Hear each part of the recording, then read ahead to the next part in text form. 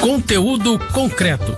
Cultura, educação e pesquisa em um papo informal com especialistas descomplicando o conhecimento.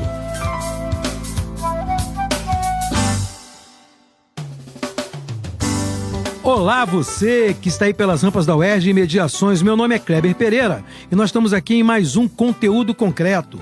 Esse programa que é feito numa parceria do site Salada Cult e da nossa Rádio UERJ, nossa querida Rádio UERJ. Hoje nós estamos aqui para poder falar de um tema que todo mundo gosta, né? Que é para gostar de ler. Vamos falar de livros, de leituras. E para falar desse tema, estou aqui com duas pessoas emblemáticas dessa universidade. Professor Bruno Deusdará, do programa Ler UERJ. Tudo bom, Bruno? Tudo bem. Bom ter você aqui com a gente. Muito bom. E também Yara Mello, da Biblioteca Comunitária da Universidade do Estado do Rio de Janeiro. Tudo bom, Yara? Tudo bem, Kleber.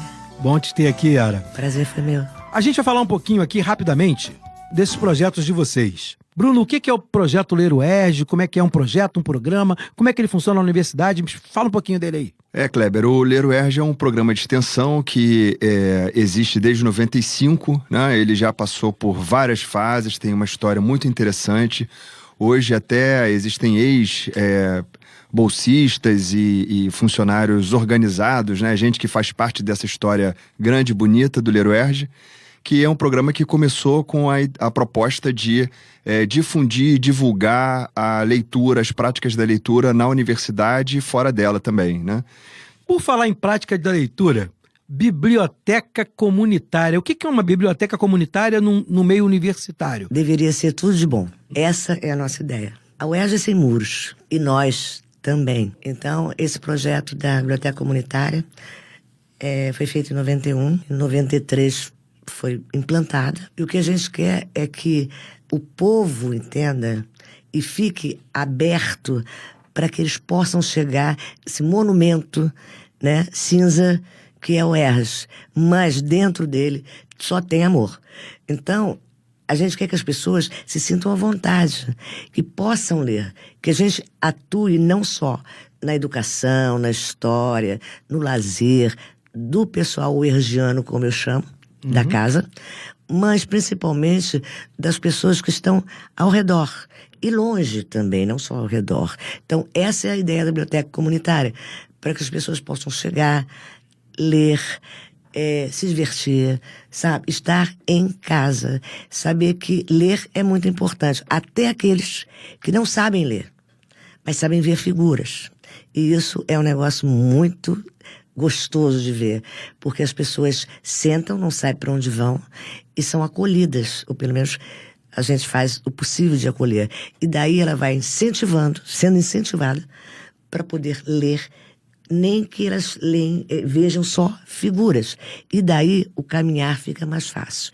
Essa é a história da Biblioteca Comunitária Rede Cicho. Muito legal. E a comunitária, porque é aberta a comunidade?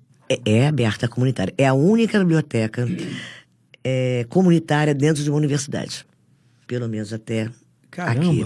Então, isso é muito importante. Por isso o discurso que eu fiz, porque a gente vê que as pessoas não têm onde ler. As pessoas não podem ficar em casa, mas ela achou a biblioteca comunitária. Primeiro ela enfrentou a entrar na universidade. Depois ela achou a biblioteca comunitária, que está no primeiro andar, fica mais fácil. Então, a gente quer isso, que o público venha. Não importa quais são, sabe? E que eles, da gravura, voltando à história, da gravura somente para você contar uma história, porque contar uma história é visual, primeiro. Então, daí eles voltem, eles tragam os pais, os avós, as crianças, sabe? Legal. Então a gente tem uma gibiteca, então eles ficam assim, felizes, tensos no início, mas felizes porque eles podem fazer isso. Então essa é a ideia. Bruno, o programa Ler UERJ também tem uma penetração assim para a comunidade, alguma coisa que você veja que tem esse mesmo viés que a Yara colocou? O programa ele é um conjunto, a interação de um conjunto de iniciativas, né? Então a gente tem com a comunidade, uma interação forte com o público de refugiados que pedem acolhida no Rio de Janeiro, né? Então, o programa atua em conjunto com o curso de português para refugiados, né? Então, a gente teve aí ano passado mais ou menos 350 pessoas sendo atendidas por essa iniciativa. E a gente mantém também um perfil no Facebook, iniciativas de divulgação da leitura literária e da escrita literária dos nossos estudantes, né? A gente pensa assim muito que para incentivar a leitura, né, para colocar os estudantes em conexão com esse espaço maravilhoso e emocionante que a Yara relata aqui pra gente, é preciso também divulgar aquilo que eles escrevem, né? Então é preciso incentivar e criar circuitos de escrita e de leitura daquilo que eles escrevem, né? Se tornar um autor é poder ser lido e ter contato com aqueles que leram o que você escreveu. Então a gente também tem iniciativas assim.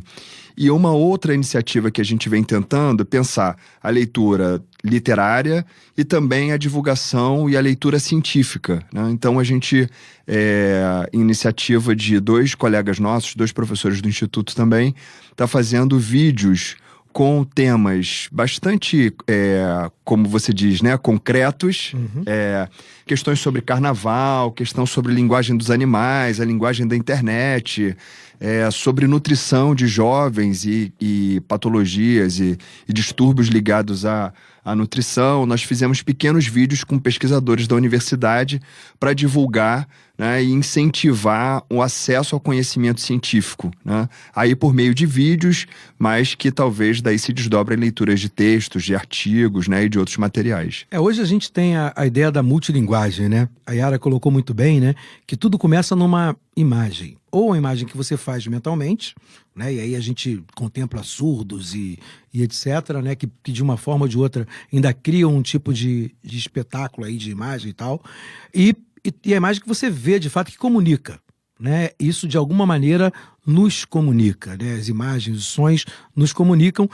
E a tradução disso no livro, né? Que ele é descritivo, profundo, amplo, né?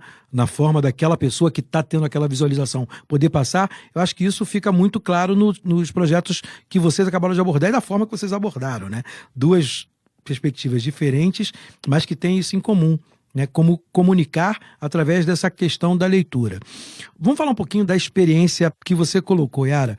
Essa experiência que você tem das pessoas que vêm para essa leitura na biblioteca comunitária.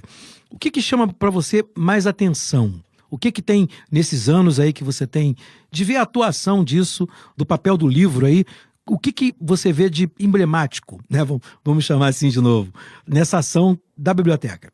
Olha, existem coisas que são fantásticas. Não está na literatura, não está em script, ela simplesmente é. Nós tivemos parcerias e gostaríamos de voltar às parcerias do ProAlfa. ProAlfa é o projeto de alfabetização aqui na UERJ. Isso. A gente tem de algumas escolas do entorno, que os alunos vêm, os professores, às vezes, longe. A gente começou a biblioteca comunitária a emprestar os livros, né, pelas escolas ao redor da universidade. E aí ampliamos um pouquinho além. Aí fomos para Nova Iguaçu e vai caminhando. E o professor manda vir fazer, inclusive, pesquisas, né, dentro da biblioteca comunitária. Porque as escolas, às vezes, não têm biblioteca. Quando tem, estão fechadas. E aí o professor manda. Isso aí pra gente é uma surpresa. Vira uma referência, né? A gente nem sabia que tinha essa referência. O que é pior, às vezes cita nomes do pessoal que trabalha na biblioteca. A gente se assusta muito, é muita responsabilidade. Bom, então, esse é um caso. O ProLer, que agora é Ler UERJ. A gente tem os contadores de história, que a gente fez muitos trabalhos de contador de histórias, e o público-alvo nosso era a criança, né? Eram as crianças. E que vinham com os professores, etc. E a biblioteca ficava assim de carinho, né? E as crianças treinavam. E os contadores de história com a Eliane Uni, né? Então, as crianças ficavam assim. Aí elas queriam ler. umas não sabiam muito, liam o livro de cabeça para baixo. Isso é maravilhoso. Porque ele não sabe o que está escrito, mas ele sabe a sua própria história, que ele lê e vê. Do Pro Alfa, a gente vê pessoas que não tiveram oportunidade de se alfabetizar e hoje enfrentam dentro de uma universidade e vêm para aprender a ler. Então, às vezes, mal sabe escrever o seu nome, né? E vão para a biblioteca comunitária, a gente tinha essa parceria. Conclusão, quando você vê que uma pessoa que não sabe ler vai à estante procurar um livro, ela não sabe ler, mas ela sabe número. Então, ela acha o número em frente à estante, ela fica emocionada e faz com que a gente fique emocionada. A gente só pode dizer assim, valeu. Sabe? Então, é isso que a gente quer que continue. É isso que as pessoas sejam bem-vindas. Quando eu falei de carinho e tal, é muito importante, sabe? A gente não sabia que isso ia tão longe. Falando dessa questão, justamente da emoção que traz essa experiência que a gente está falando aqui, Bruno falou sobre texto acadêmico, né, sobre a leitura. Como é que é essa coisa de alunos que vêm do ensino médio, entram na universidade e não tem, às vezes, o hábito de leitura de verdade? Como é que isso é no projeto, no programa? Quais são as histórias que você vê nessa caminhada aí? Como é que isso acontece? E os refugiados, é claro, né? Estou aqui muito emocionado com o relato da Yara e realmente é bastante emocionante esse processo, né? Entre 2010 e 2014, o professor Vitor Hugo coordenou um levantamento de dados sobre a leitura dos nossos estudantes. Uhum. E alguns dados são muito surpreendentes e interessantes, e outros já que contam muito dessa prática de leitura na escola, né? Eles leem bastante, eles vêm com uma leitura de textos do cânone literário, né? Os textos são sempre repetidos, e o acesso a outros bens culturais, como teatro, cinema, por exemplo, não é exatamente o que está no foco, né? Porque isso, economicamente, é distribuído de maneira muito desigual na cidade, né? Quando a gente fala de leitura, a gente também fala de um direito, né? Quer dizer, poder vir à biblioteca e poder partilhar desse sentimento que Yara fala aqui pra gente, é poder partilhar do direito de ter essa sensibilidade, né? Exato. Direito. Perfeito.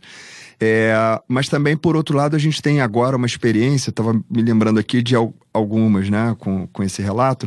Nós fomos procurados por professoras da Faculdade de Medicina, né, que pensando outras formas de acolhimento, né, para além da rotina de estudos, para além da rotina de leituras muito pesadas, né, dos textos e tal, e da frequência do hábito de estudo, né, como você estava falando, de incentivar nos alunos um acolhimento ao espaço universitário também pela leitura literária.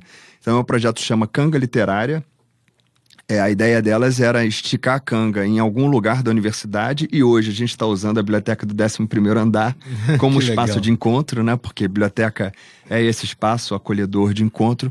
E a ideia do projeto, da ideia dessas professoras, é promover um outro espaço de encontro, de contato entre os alunos, né? Que seja mediado pela leitura literária, né? Então, a literatura cada um vem com a sua experiência, cada um vem de um jeito, mas a literatura seria um espaço, então, de interação. A gente tem hoje no projeto alunos da medicina interagindo com alunos do Instituto de Letras, por exemplo. Caramba!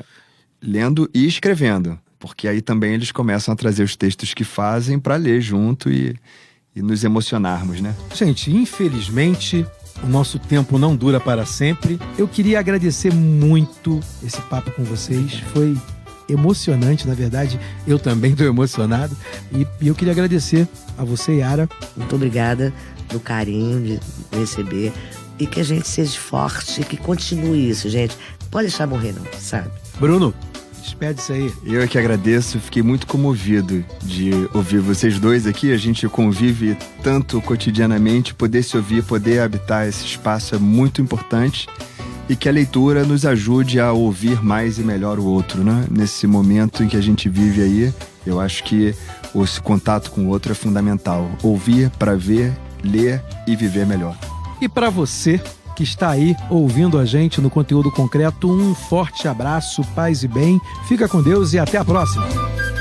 Conteúdo concreto. Apresentação: Kleber Pereira. Moderadores: Roberto Rodrigues e Max Gama. Equipe técnica: Daniel Barros, Gleidson Augustos e Eduardo Sobral. Locução: Vitor Quaresma. Produção: Rádio Erge e Salada Cult. Realização: Centro de Tecnologia Educacional CTE SR3.